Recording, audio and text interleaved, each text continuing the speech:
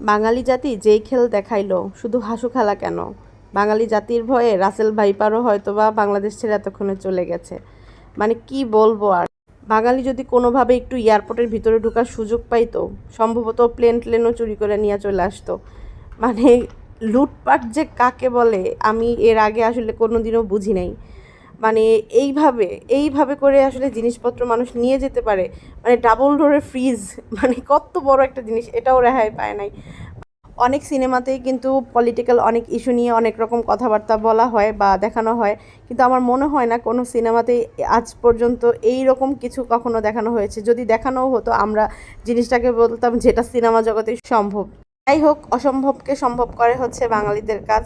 আর শেষে যেটা বলতে চাই, সব কিছুর পরে এই জিনিসগুলো আসলে আমার কাছে একটু বেশি বাড়াবাড়ি মনে হয়েছে। বিজয় উল্লাস হয়তো বা অন্যভাবেও করা যেতে পারতো, এই ধরনের রুচির বহিঃপ্রকাশ না করলেই হয়তো